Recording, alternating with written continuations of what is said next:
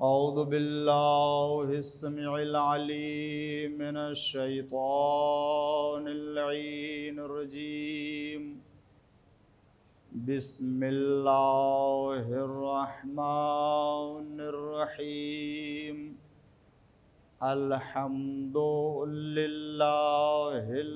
मारूफ मिन गैरि रुयत वल खालिक मिन गैरि रवियतिन खलक़ल खलाइक़ बिक़ुदरते वस्ताबदल अरबाब बिइज़्ज़ते वसादल उज़मा बिजूदे वस्सलातु वस्सलाम वत्तहिय्यतु वल इकराम अलल बशीरिन नज़ीर अस्सिराजिल मुनीर हबीबिल आलमीन अल्लज़ी सुम्मिया फ़िस्समावाति अहमद व फ़िल अर्ज़ीन अबिल क़ासिम मुहम्मद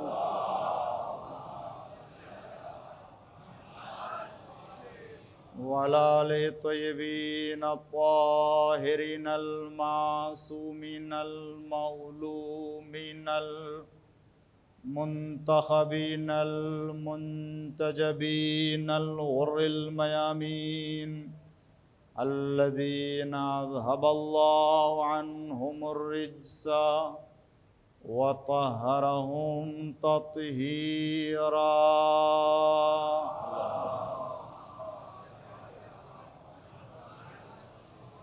ला सियमल इमामिल मुबीन बक़ियतुल्लाहि फ़िल अर्ज़ीन अल हुज्जति सानी अशर वल महदील मुंतज़र अज्जलल्लाहु तआला फ़रजहु शरीफ। अल्लाहुम्मा लान अव्वला ज़ालिमिन ज़लम हक़्क़ मुहम्मदिन व आलि मुहम्मद व आखिर ताबिइन लहू अला ज़ालिक। अल्लाहुम्मा लानिल इसाबतल्लती जाहदतिल हुसैन व शायअत व बायअत व ताबअत अला क़त्लिहि। अल्लाहुम्मा लानहुम जमीआ।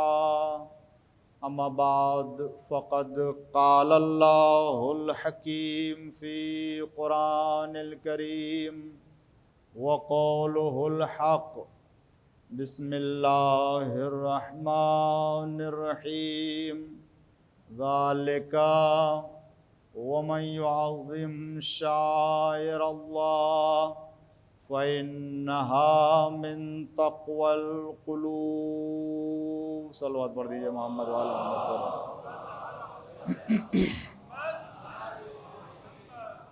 आइए सबसे पहले दुआ करते हैं ज़माने के इमाम, उनकी सलामती के लिए और ज़ुहूर में ताजील के लिए। तो खुदा हम सब अज़ादारों की दुआ को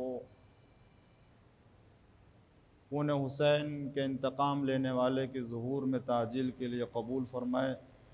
औज़ु बिल्लाहि मिनश शैतानिर रजीम। बिस्मिल्लाहिर रहमानिर रहीम। अल्लाहुम्मा कुल्ले वलियकल हुज्जत इब्निल हसन सलवातुका अलैहि व अला आबाइहि फ़ी हाज़िहि स्साअ व फ़ी कुल्लि साअ वलिय्यन व हाफ़िज़न व क़ाइदन व नासिरा व दलीलन व आइना हत्ता तुस्किनहु अर्ज़का तौआ व तुमत्तिअहु फ़ीहा तवीला। रब्बि सल्लि अला मुहम्मद व आलि मुहम्मद व अज्जिल फ़रज। मिलजुल करके बुलंद आवाज़ से एक और सलवात पढ़िए।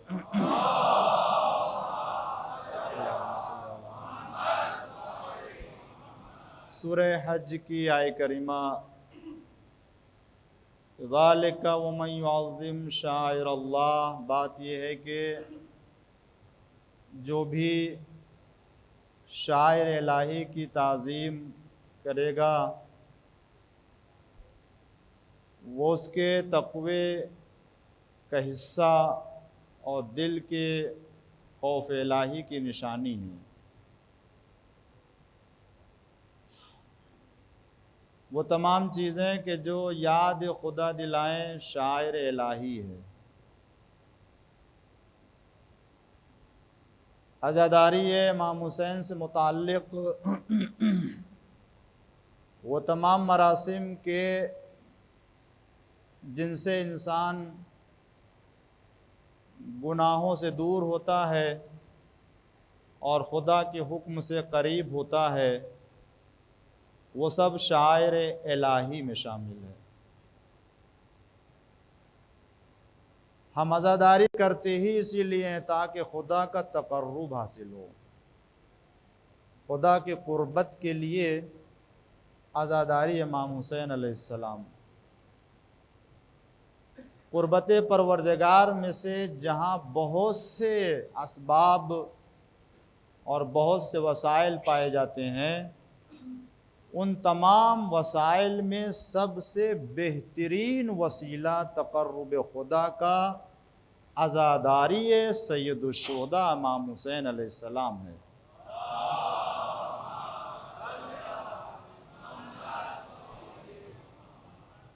तो जिन चीज़ों को निस्बत हो गई उसे अज़मत हासिल हो जाती है इमाम हुसैन अलैहिस्सलाम की ज़ात गिरामी से। फ़र्श अज़ा शायर इलाही, अश्क अज़ा शायर इलाही, मसाइब सैयदुश्शुहदा शायर इलाही, तज़किरे शुहदाए करबला शायर इलाही, शब्बेदारी शायर इलाही, शुहदाए करबला के कब्र की ज़ियारत करना शायर इलाही, इमाम हुसैन के ज़ेरे क़ुब्बा हरम में दुआ करना अज़ीम तरीन मुस्तजाबुद्दावा का महल, रोज़े इमाम हुसैन अलैहिस्सलाम का तवाफ़ करना और बरकत हासिल करना अज़ीम शायर इलाही। वो तमाम मराक़िद और तमाम मशाहिद मुशर्रफ़ा के जो अल्लाह के वलियों और अल्लाह के हुज्जत के लिए बनाई गई हैं, उन सब से याद खुदा होता है तो ये शायर इलाही में दाखिल है। अभी ये 1444 है ना, और जन्नतुल बकी में जितने मज़ारात अइम्मा मासूमीन अलैहिमुस्सलाम हैं, ज़ालिमों ने इसे शहीद कर दिया, मिस्मार कर दिया।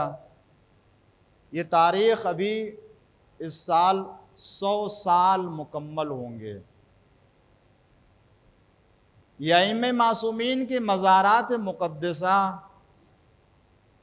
शायर इलाही है कि जिनको मिस्मार कर दिया गया है। किसकी याद होती थी इनसे? आया यहाँ आके ज़ियारत करके एक मोमिन खुदा की बारगाह में अपने आप को मुत्तकी परहेज़गार महसूस करता था या नहीं?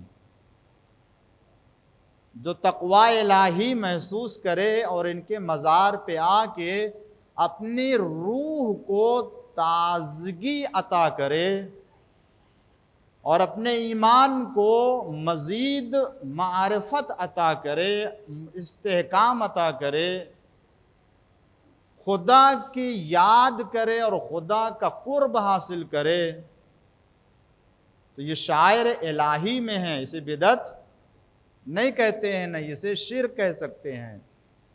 अच्छा, एक मसला है फिर कि ये वो चीज़ें हैं कि जिनको आपने अपने उसूल और ज़वाबित की बुनियाद पर बिदअत के दायरे में ले लिया तो ये शिर्क हो गया, मिसमार कर दिया। अगर और दूसरे लोग और आप भी शामिल हो के उसमें ये काम करें ऐसा, तो उसे बिदअत नजर नहीं आती है। आप देखें, मैं बात आ गई अर्ज करूं कि दुनिया भर से तमाम हाजी ज़ियारत करने और हज करने के लिए खाने काबा में आता या नहीं आता, चाहे उम्रा करने आ रहा हो चाहे हज करने आ रहा हो।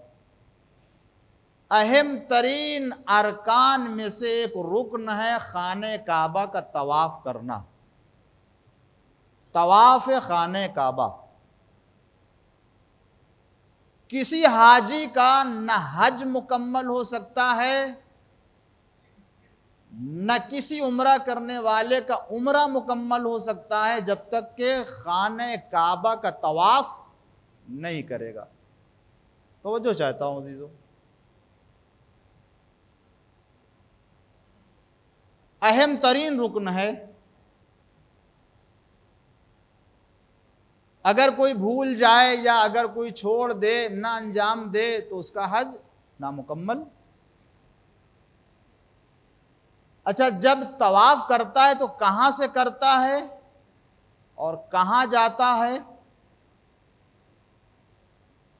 हजर अस्वद से शुरू करता है और घूमता हुआ आता है हजर अस्वद पे ख़त्म करता है। ये एक दौर और एक तवाफ, सात में से एक तवाफ।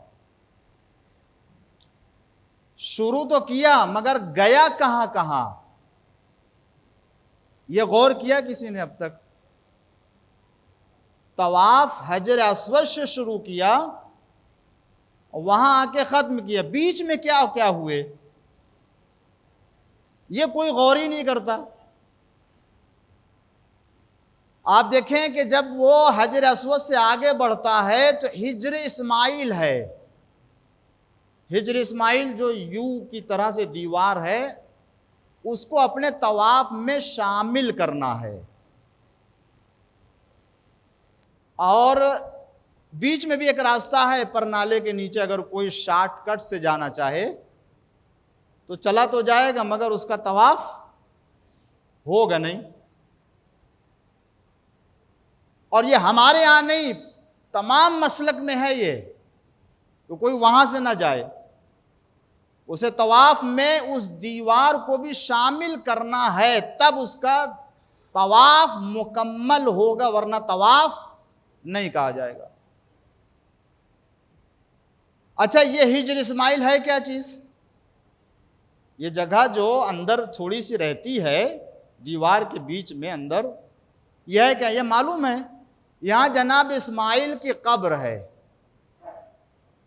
जनाब हाजरा की कब्र है, दीगर अंबिया की कब्र है। यहां इसको बराबर कर दिया है, वरना दरअसल ये क्या है?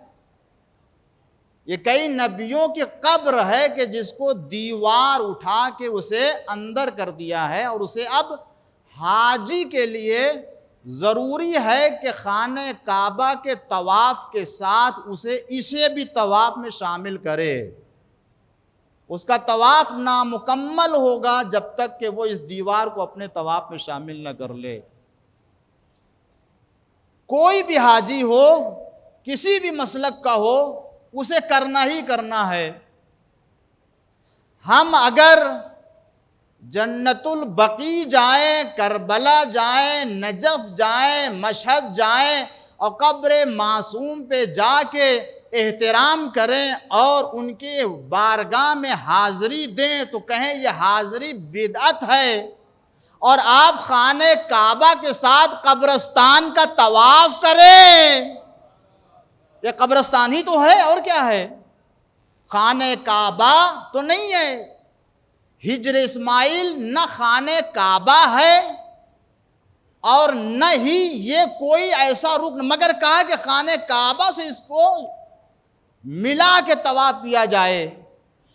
तो अगर दुनिया तवाफ करे तो किसी को बिदअत नजर ना आए, और जिसके गहवारे पर फरिश्ते ने आके तवाफ किया था और उसके कब्र पे जाके अगर हम सलाम करें तो हमारे सलाम को बिदअत करार दे दिया जाता है। ये कहाँ का इंसाफ है?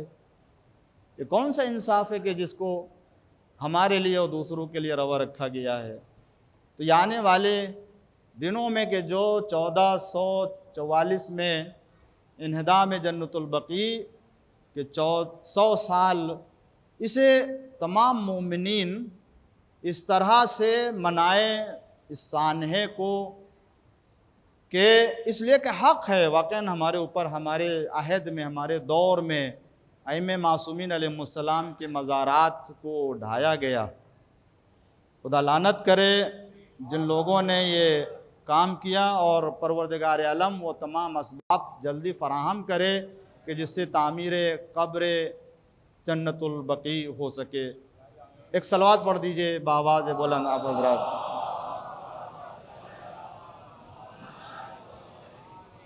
अब मैं अपनी बात शुरू करना चाहता हूँ अज़ीज़ान गिरामी के आज़ादारी इमाम हुसैन अलैहिस्सलाम में जो भी हम अंजाम देते हैं शरई दायरे में, वो शायर इलाही, और उस पर ख़ुद इमाम हुसैन अलैहिस्सलाम की निगाह होती है, निगाह होती है। एक अज़ादार दीदार भी होता है, एक अज़ादार मुत्तकी भी होता है, एक अज़ादार खौफ खुदा रखने वाला होता है। हर अज़ादार को ऐसा होना चाहिए।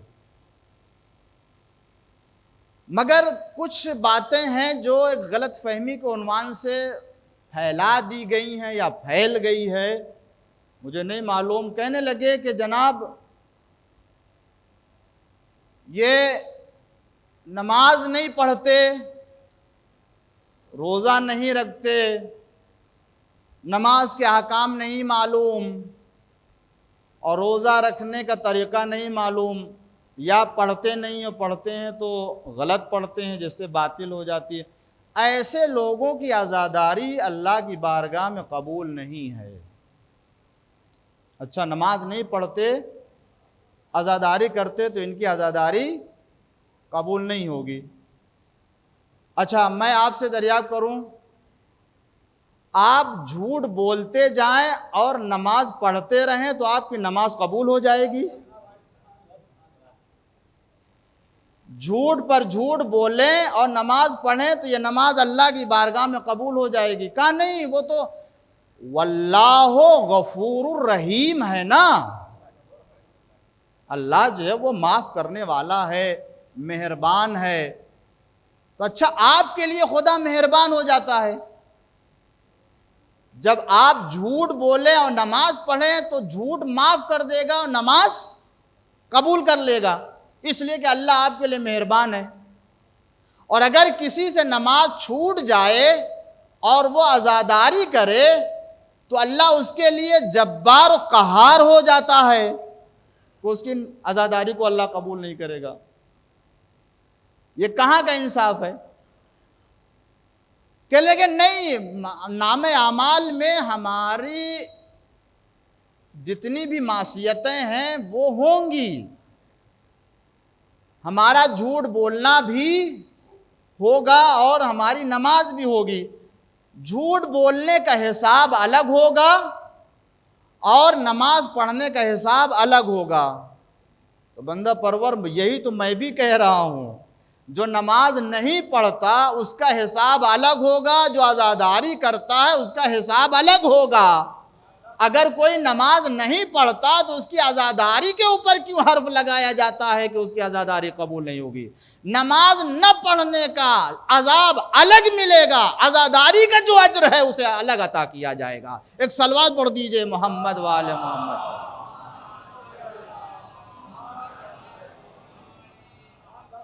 का नहीं, असल में वो कुरान की आयत है ना कि अल्लाह फरमाता है कि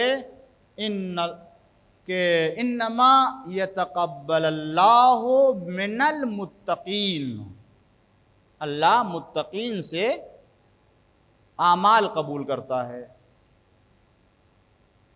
मुत्तक़ियों से आमाल कबूल करता है।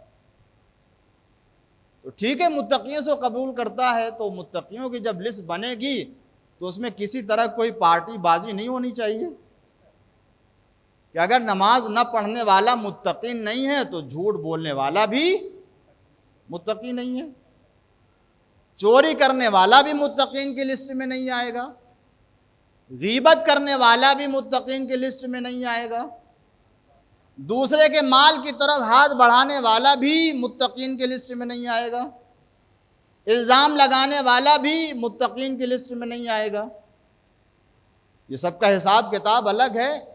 देखें, ये कह देना कि अल्लाह मुत्तक़ियों से अमाल को कबूल करेगा, ये बहुत आसान है, मगर इल्मी गुफ्तगू अगर आप करेंगे तो एक दूसरी बात और दूसरी हकीकत नज़र आएगी। ये आय करीमा आया आमाल के कबूलियत के शराइत को बयान कर रही है या किसी और चीज़ को बयान कर रही है, एक अलग बहस है।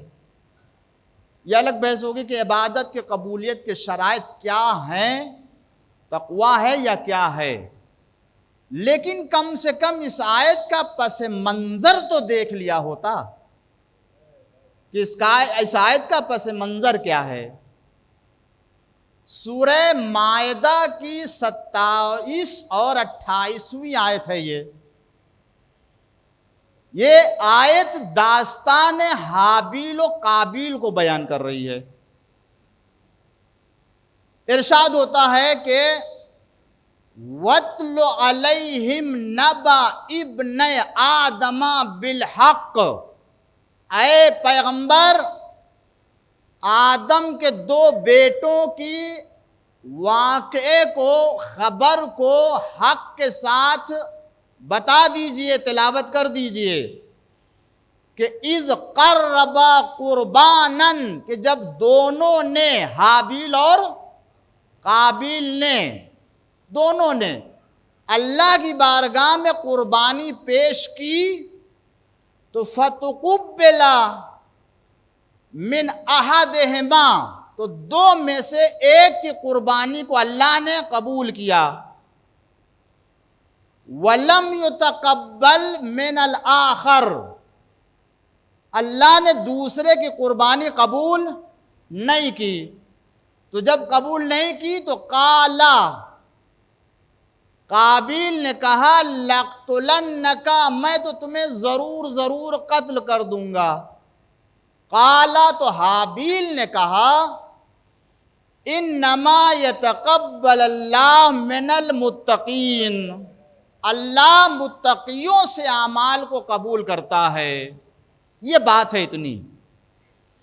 इस आय करीमा में ये बात बयान की गई है कि उस वक्त जनाब हाबील ने याद दिलाया कि देखो तुम मुझे कत्ल करोगे, अल्लाह तो मुत्तकीन से आमाल को कबूल करता है। अब तफसीलात दूसरी आयतों में है कि वो तरीक़ा क्या बताया था कुर्बानी का कबूल होने का, कि आसमान से जो बिजली गिरेगी जिसकी कुर्बानी को जला देगी उसकी कुर्बानी जो है वो कबूल कर ली जाएगी, और जिसकी जो है वो रह जाएगी तो जाहिर सी बात है उसने सोचा जब जल ही जाना है तो कोई भी माल किसी तरह का भी अल्लाह की राह में जाने वाला है। तो यहाँ क्या हुआ, जनाब हाबील ने याद दिलाया कि अल्लाह तो साहिबान तक़वा से कबूल करता है आमाल को। यहाँ इबादत के कबूलियत के शराइत नहीं बयान किए जा रहे हैं। याद कीजिए मसला क्या है, मसला जानशीनी आदम अलैहिस्सलाम का है कि जनाब आदम के बाद जानशीन कौन होगा। तो उसका तरीका यह बताया, कुर्बानी पेश करे, जिसकी कुर्बानी कबूल होगी वही जनाब आदम का वारिस बनेगा, जानशीन बनेगा। और खुदावंद आलम ने किसी भी इमाम के लिए ओहदा देने की जब बात आई थी तो उसी दिन ये वाज़े कर दिया था कि जब इब्राहीम के लिए फरमाया कि इन्नी जाइलुन फिल अर्द खलीफा, इन्नी जाइलों का लिन्नास इमामा, मैं तुम्हें लोगों का इमाम बना रहा हूँ।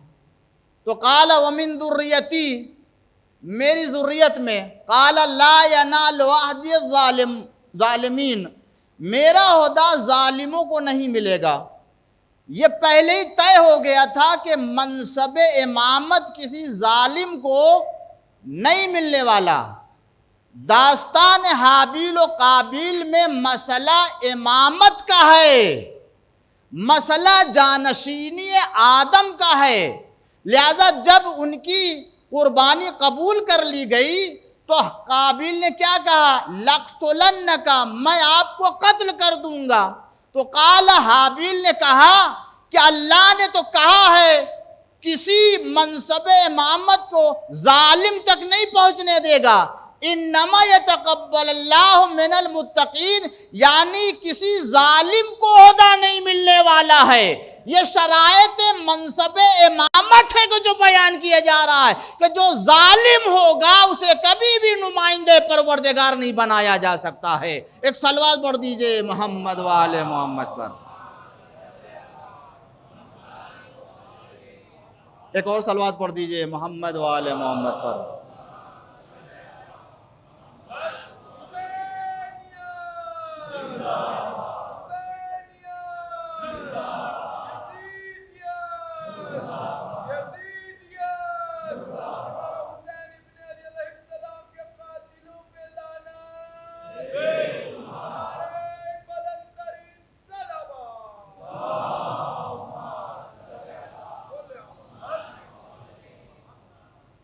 तो उसका मामला अलग है, लेकिन हर अज़ादार को नमाजी होना चाहिए। मैंने अर्ज किया यह अलग मसला है, किसी के खाते में गुनाह है, नेकियां भी हैं, झूठ बोलता है, नमाज पढ़ता है, तो हम नमाजी से थोड़ी कह सकते हैं कि तुम्हारी नमाज कबूल नहीं होगी इसलिए कि झूठ बोलते हैं। उससे नहीं कह सकते। जब उससे नहीं कह सकते कि आज़ादार से भी नहीं कह सकते कि आप नमाज नहीं पढ़ते, आपकी आज़ादारी कबूल नहीं है। आज़ादारी से दूर किया जा रहा है ये कह के।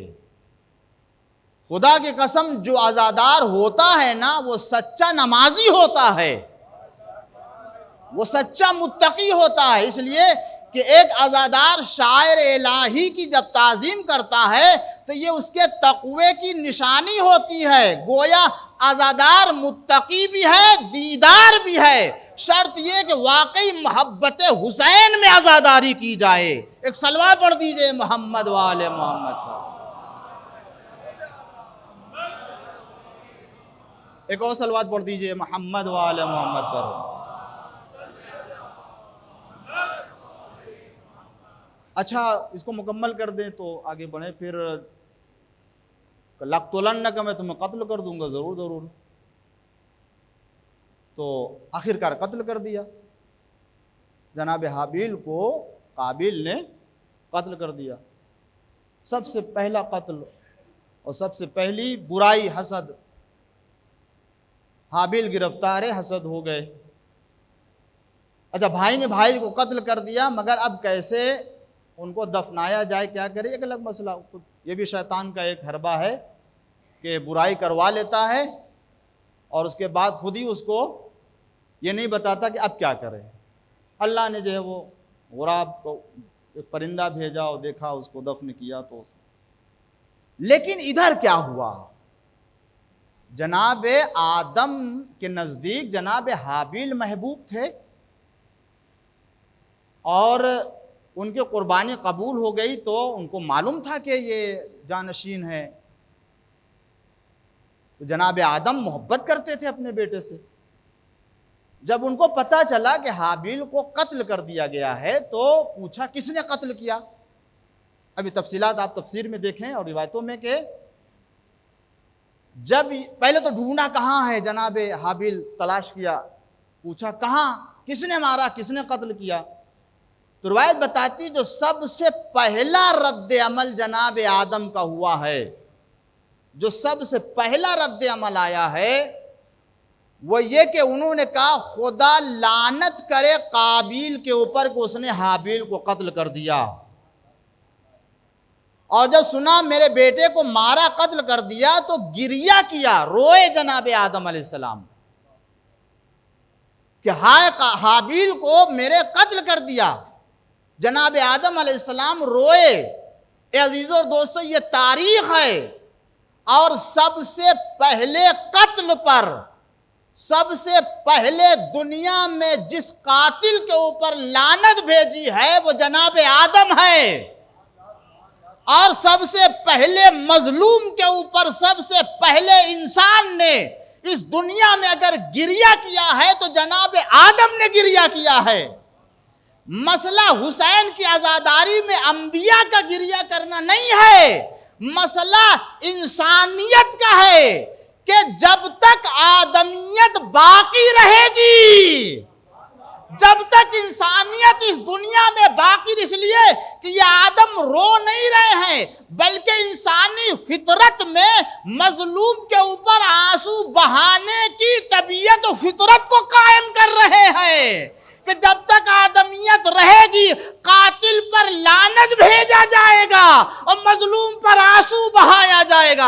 अब अगर कोई न आंसू बहाए न लानत करे तो समझ लो आदमियत से खारिज हो गया। सलवात पढ़ दीजिए मोहम्मद वाले मोहम्मद।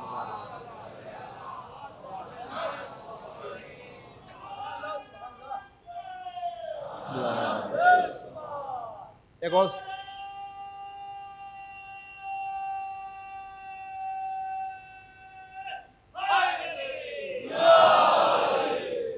ये जनाब आदम अलैहिस्सलाम रो नहीं रहे हैं, ये आदमियत है, ये इंसानी फितरत में रोने की बुनियाद डाल रहे हैं। अबुल बशर बशर की फितरत में रोने की बुनियाद डाल रहे हैं। ये सुन्नत आदम है कि जहाँ कातिल के ऊपर लानत करना और मजलूम के ऊपर गिरिया करना। अगर इंसान है, अगर आदम की औलाद है तो इतना तो उसे बहरहाल सोचना ही चाहिए कि मज़लूम की हिमायत होनी चाहिए और जालिम की किसी भी तरीक़े से न हिमायत हो सके और न ही उसकी मदद हो सके। मोहब्बत हुसैन अजीब मोहब्बत है। खुदावंद आलम से मोहब्बत, रसूल से मोहब्बत, दीगर तमाम मोहब्बतों में जिस मोहब्बत में सबसे ज़्यादा लज्जत पाई जाती है वो मोहब्बत हुसैन इब्न अली है।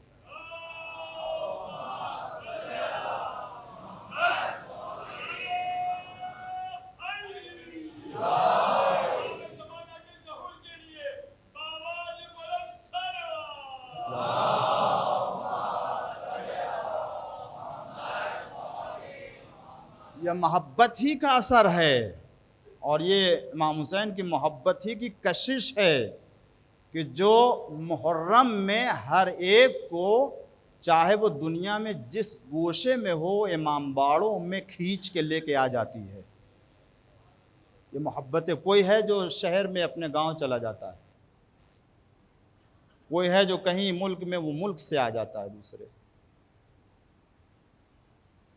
और ये मोहब्बत है कि जिसके मुकाबिल में दुनिया की मोहब्बत, ये अगर इसमें लज्जत और ये लुत्फ मज़ा ना होता ना तो दुनिया के कारोबार छोड़ के ये ना आता इधर। ये दुनिया की लज्जत और दुनिया की मोहब्बत नहीं है उसके दिल में। अब वो अलग मसला है, बात आ गई है तो अर्ज़ करूँ, अलग मसला है कि जितनी मोहब्बत होगी उतनी ही उसकी ज़िंदगी में असरात ज़ाहिर होते हैं।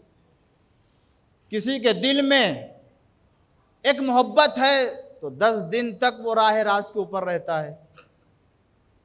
थोड़ी सी मोहब्बत ज़्यादा होती है तो 2 महीना 8 दिन सही रहता है। और ज़्यादा मोहब्बत होती है तो दुनिया की और दूसरे लहो लैब से इमाम हुसैन के खातिर वो दूर रहता है। जिसके दिल में वाकई इमाम हुसैन का इश्क पाया जा रहा होता है तो वो साल भर तमाम गुनाहों से दूर रहता है।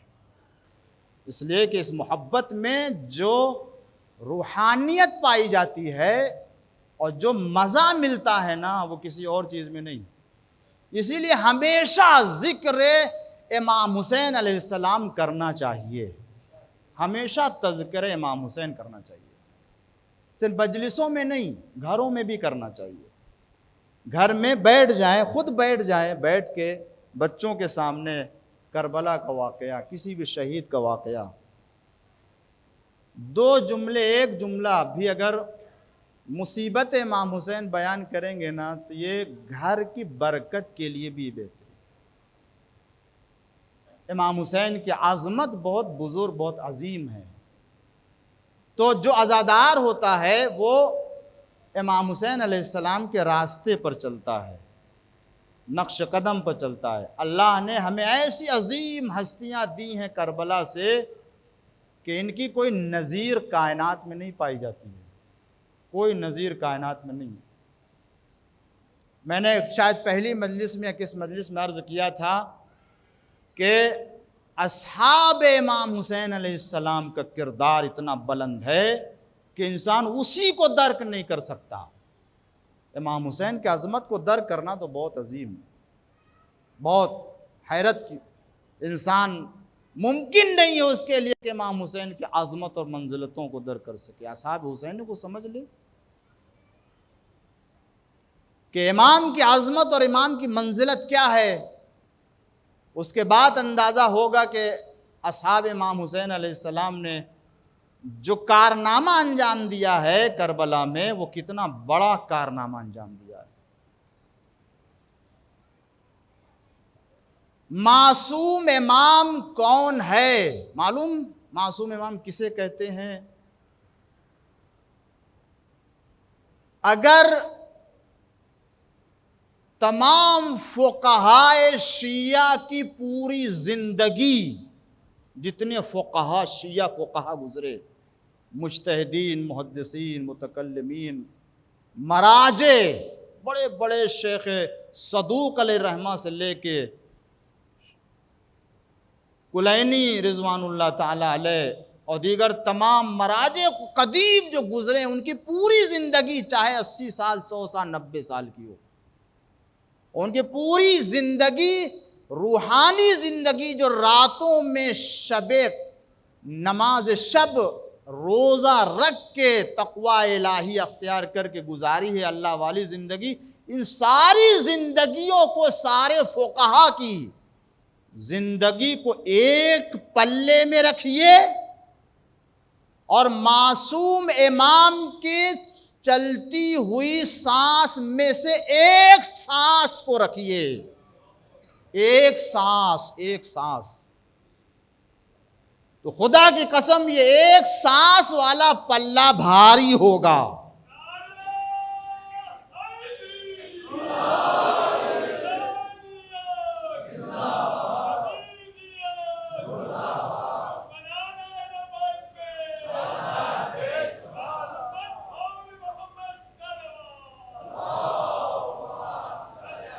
इमाम कहते किसको हैं? इमाम है कौन? मासूम इमाम की सांस है, मासूम इमाम की सांस। अब अंदाजा कीजिए, अगर असहाब हुसैनी ना होते, मैंने अर्ज किया था, बात आ गई तो अर्ज कर दूं उसके बाद, कि असहाब हुसैनी का कारनामा देखें। उमर साद मलून ने नमाज सुबह के बाद पहला तीर चलाया था और कहा था कि मैं पहला तीर चला रहा हूं क़याम हुसैनी की तरफ, और उसकी गरज यह थी कि इमाम हुसैन अलैहिस्सलाम को शहीद कर दे। मगर इन चाहने वालों ने इमाम हुसैन की हिफाजत की, इन चाहने वालों ने अपनी जान कुर्बान करके जमाने के वली, जमाने के मासूम इमाम की जान की असर आशूर तक हिफाजत की है, असर आशूर तक हिफाजत की है।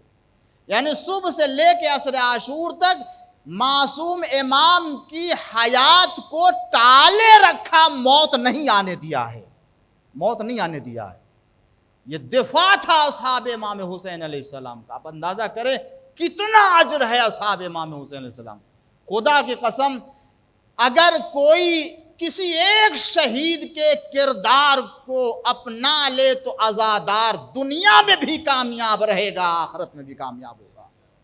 इसलिए कि ये वो असहाब हैं कि जिनको खुदावंद आलम ने असहाब इमाम हुसैन अलैहिस्सलाम में पहले से इनका नाम दर्ज किया गया था। ये तारीख़ें जो आई हैं अजीज़ान गिरामी, ये तारीख़ें बस बिल्कुल आखिरी तारीख़ें आ गई हैं। जो माह मुहर्रम की 8वीं की शब है, या 8वीं मुहर्रम की शब में मालूम है कि हम जनाब अबुल फ़ज़ल अब्बास के मसाइब पढ़ते हैं, और हम सब जितने हैं मौला के चाहने वाले, आका के चाहने वाले, अज़ादारों मौला के किरदार से, मौला के सीरत और इसार से सबक लीजिए। वफादारी और इताअत मौला की, इमाम वक्त की हुक्म की एक लहजा भी मुखालफत के लिए और उनके हुक्म से हटने के लिए राजी नहीं। इमाम ज़माना अलैहिस्सलाम ने सलाम किया है आपको कि जिस अंदाज से मुआसात, मुआसात किसे कहते हैं? मुआसात कहते हैं अपने ऊपर मुकद्दम करना। कि अख्तियार में पानी था, हुसैन के खातिर, बच्चों की खातिर पानी नहीं पिया, मतलब चाहते तो पी सकते थे। जिसे ये मालूम हो कि मुझे दुनिया में करबला के लिए लाया गया है, आप जानते हो उसके दिल में क्या अंगड़ाई रही होगी। और जिसकी शजाअत इतनी हो कि जंग सिफ़ीन में जब मौलाए कायनात ने भेजा है एक मर्तबा, तो रिवायत ने लिखा है कि एक नकाब पोश 17 साल का या 15 साल का, लिखा है कि एक नकाब पोश घोड़े के ऊपर सवार मौला के फौज से निकला, सामने आया, शाम के फौज के सामने, और आपने अपने मुकाबिल तलब किया कि है कोई लड़ने वाला मुझसे मुकाबले के लिए। रजस पढ़ा तो हाकिम शाम ने, एक बहुत बड़ा पहलवान था,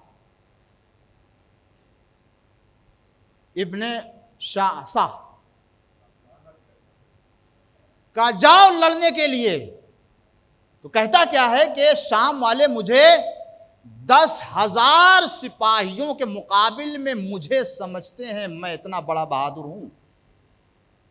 मेरे 7 बेटे हैं, कोई भी बेटा जाके कत्ल करके आ जाएगा, मेरे जाने की जरूरत नहीं है। कहा ठीक है भेजो। इब्ने शासा ने अपने पहले बेटे को भेजा, उस नकाब पोश ने एक वार में उसका खात्मा कर दिया, जमीन पे गिर गया। दूसरे बेटे को भेजा, नकाब पोश ने उसे भी कत्ल किया। तीसरे को भेजा, उसे भी मारा। चौथे को भेजा, यहां तक के 7 बेटे हलाक हो गए उस नकाब पोश के हाथ से। अब जब जाहिर सी बात 7 बेटे मारे गए, तो अब ऐसे को जो 10,000 के फौज में अकेले लड़ने वाला, उसे जोश आया बाप को, तो उसने अपने आप को तैयार किया और आया लड़ने के लिए नकाब पोश से। और सामने आया, और जैसे ही सामने आया दोनों के दरमियान रद्दो बदल हुई, तलवार का वार हुआ। मगर एक तरफ से नकाब पोश ने एक ऐसा तेज वार किया कि बाप का सर कलम होके नीचे गिरा, वो भी, उसको भी कत्ल किया आपने। मौला ने आवाज दी वापस आ जाओ। जब वापस आए और चेहरे से नकाब उठाई तो कमर बनी हाशिम अबुल फजल अब्बास नजर।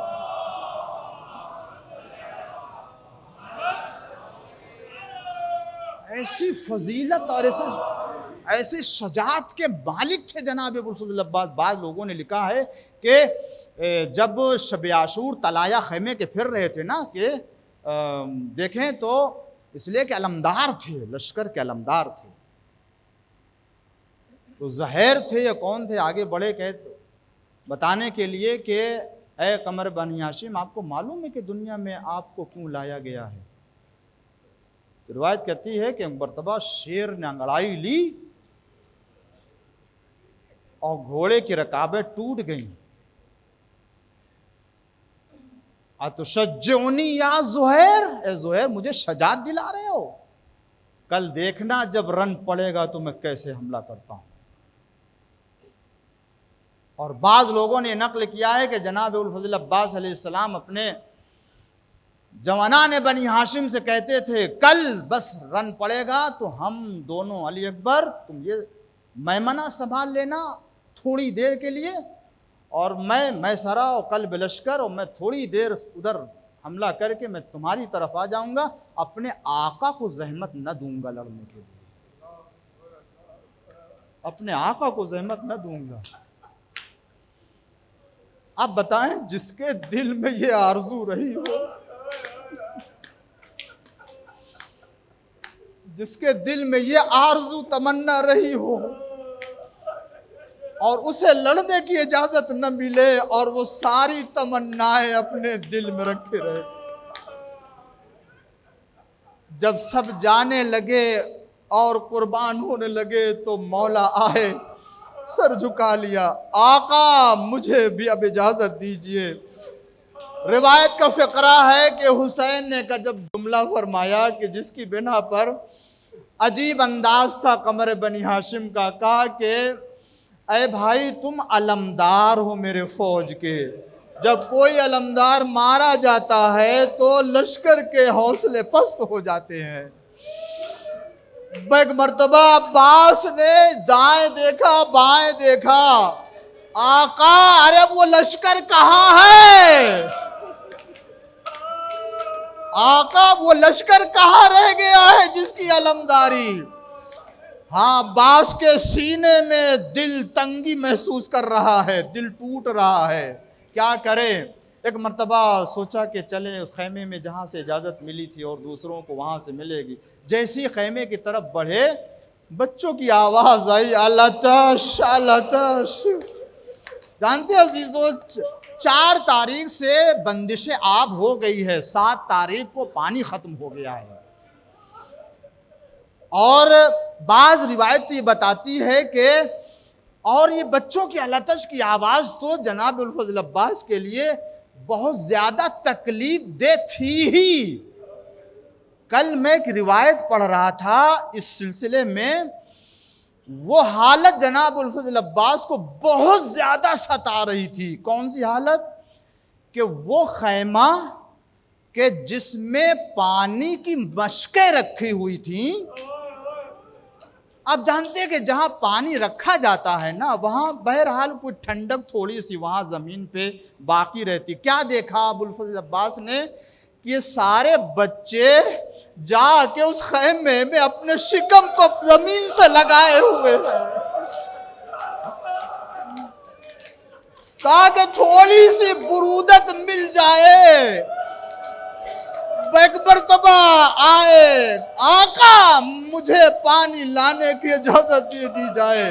हाँ, सकीना ने आवाज बुलंद की, लाओ। अब्बास ने कहा, लाओ सकीना, अरे मशकीज़ा लाओ, मैं पानी लेने के लिए जा रहा हूँ। अब जैसी सकीना ने सुना मेरा चचा पानी लाने के लिए जा रहा है, अरे तमाम चाहने वालों को अब्बास के ऊपर भरोसा था, छोटी बहन सकीना को क्यों ना होगा। बस अजीजों, मशकीज़ा लिया, लेके दौड़ती हुई अपने चचा के पास लाई। मेरा चचा, जितने प्यासे बच्चे थे ना, वो सकीना के पीछे दौड़ते दौड़ते, मेरा चचा पानी लाने के लिए जा रहा है, मेरा चचा जब जाएगा तो पानी लेने के लिए तो पानी जरूर लाएगा। ए अज़ादारों, हुसैन ने देखा कि मशकीज़ा आया, अब्बास ने मशकीज़ा लिया और लेकर के घोड़े पर बैठे। इधर फुरात के ऊपर 4000 का पहरा है, जंग नहीं की है। अब्बास ने निगाह शजाअत से 4000 के पहरे को फुरात के किनारे से दूर भगाया है और जा कर के आसानी से आपने अपने मशकीज़े को नहर फुरात में तर किया है। कितनी देर तक आप देखें, इतने दिनों से मशकीज़ा खुश्क है। जब कोई मशकीज़ा या कोई ज़र्फ़ सूखा होता है तो उसे पानी में जल्दी नहीं डुबोया जा सकता है, थोड़ी देर के लिए पानी लगता है, फिर उसके बाद। इसका मतलब यह है कि इतने इत्मीनान से आप वहां पानी ले रहे थे कि किसी तरह की कोई सूरत या जल्दीबाजी नहीं थी। इतना दूर भगा दिया था इन लोगों को। अब्बास ने उसके बाद चुल्लू में पानी लिया और लेकर के फेंक दिया पानी को। ये बता दिया कि देखो पानी मेरे कब्जे में है, मगर सकीना प्यासी है, असगर प्यासे हैं, मेरा आका प्यासा है। ये वफादारी की शान है कि मेरा आका प्यासा रहे, मैं पानी न पीऊंगा। ये वफादारी है, और ये वफादारी इसार नहीं है कि मैं पानी पी लूं। हाँ आज़ादारो, इसलिए कि हुसैन ने अबुल फजल अब्बास को सक्का बनाया था। वो सक्का थे, पानी पिलाने वाले थे। बस अजीजों, मशकीज़ा भर के अब्बास चले, इधर चले और घोड़ा दौड़ाते हुए खैमे की जानिब चल रहे हैं। मगर अजीजों, ये जितने भी थे भागे वापस आए और आवाज़ दी कि देखो खबरदार, ये पानी खैमे में न जाने पाए। अगर ये पानी खैमे में चला गया तो फिर कोई मुकाबला इन बनी हाशिम से नहीं कर सकता है। ए अज़ादारो, फिर क्या हुआ?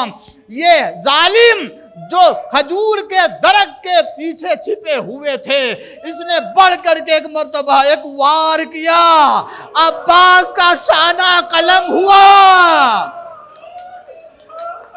अजीजों, जैसे ही शाना कलम हुआ, अलम को दूसरे हाथ में लिया, तेजी दौड़ाते हुए चले जा रहे हैं। पानी खैमे में पहुंच जाए, पानी खैमे तक पहुंच जाए, मगर थोड़ी दूर आगे बढ़े, दूसरे जालिम ने आपके दूसरे शाने को कलम किया। अब क्या करे? ए अजीजों, रिवायत बताती है कि इस बहादुर ने अपने दोनों कटे हुए शाने से अलम को संभाला, दांत से मशकीज़े को संभाला। आगे बढ़ते चले जा रहे हैं कि ये पानी इस खैमे तक पहुंच जाए, मगर एक तीर मशके सकीना पे लगा। अब्बास की आरज़ू टूटी, घोड़े का रुख बदला, अब खैमे में न जाएंगे। इसी दरमियान एक तीर आंख में लगा। अब क्या करें? अब तो आंख अगर साथ न दे सकी तो इन दुश्मनों को भी रास्ते से न हटा सकेंगे।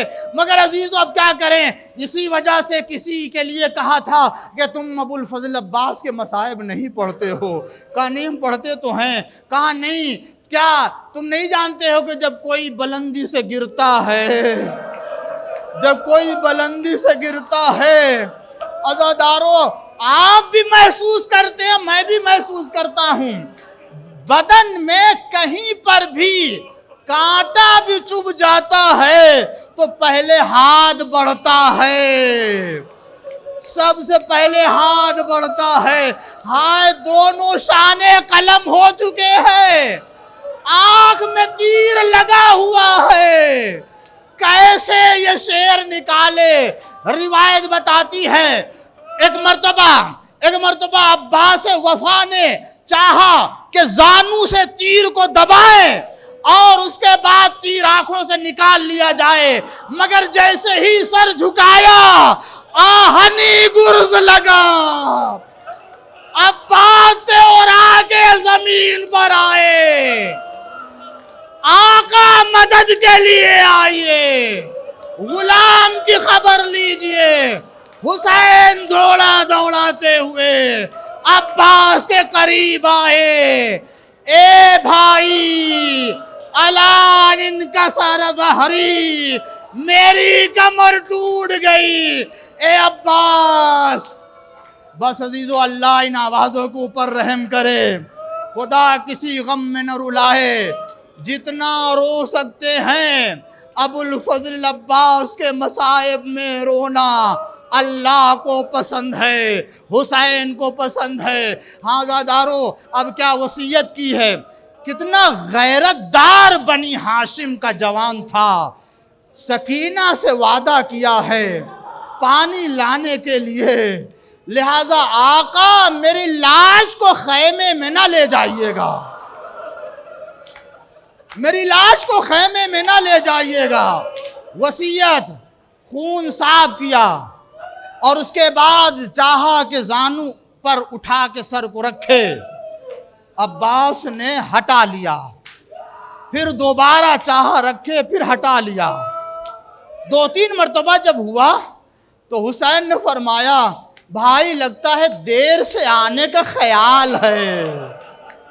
कहा नहीं नहीं आका, देर से आने का ख्याल नहीं है, अभी मेरा सर आपके जानू पर होगा, थोड़ी देर के बाद जब आपका सर जमीन पर होगा, कौन होगा जो आपके सर को संभालेगा। लाश को छोड़ा, अलम संभाला, मशकीज़े को लिया, लेकर के हुसैन चले सकीना दरे खैमा पे। मेरा चचा आ रहा है, मेरा चचा। अजीजों, मंजर कशी रिवायत में तो नहीं, मगर एहसास करें कि जैसी अलम बुलंद होता है सकीना के मेरा चचा आ रहा है, अब जो अलम कम होता है तो ऐसा दिल हिल जाता होगा, मगर नहीं। एक मर्तबा जब हुसैन खैमे के दर पे आए, आवाज दी सकीना। अब जो सकीना ने देखा बाबा आया, अलमदार नहीं आया। ए मेरे बाबा, मेरा चचा कहाँ गया? ए मेरे बाबा, मेरे चचा को कहाँ छोड़ा? क्या सकीना, अरे तुम अपने चचा को याद कर रही हो? कहाँ, क्यों ना याद करूं? मेरा चचा वादा करके गया था कि पानी लाऊं। ए मेरी बेटी, अब चचा को याद न करना। शाने कटा के फुरात के किनारे आराम कर रहे हैं। अरे अब वो आंखें सोएंगी जो है अब्बास की हैबत से जागा करती थी। सैदानियाँ जागेंगी, कोई उनका ख्याल करने वाला नहीं। सयालमून अल्लज़ीना यनक़लिबून रज़न बिक़ज़ाइही व तस्लीमन लिअम्रिही। इमाम ज़माना के ज़ुहूर में ताजील फरमा, इन आंसुओं के सदक़े में इमाम ज़माना के ज़ुहूर में ताजील फरमा। परवरदिगार हम सब को आज़ादारों में शामिल फरमा। दुनिया में आज़ादार जहाँ भी जान माल इज़्ज़त आबरू की हिफाजत फरमा। बहुत से लोगों ने इल्तिमास किया है, आईसीयू में हैं, अल्लाह ताला बिहक़्क़ अबुल फ़ज़ल अब्बास उनको शिफ़ाए कुल्ल और आजिल इनायत फरमा। मातम हुसैन।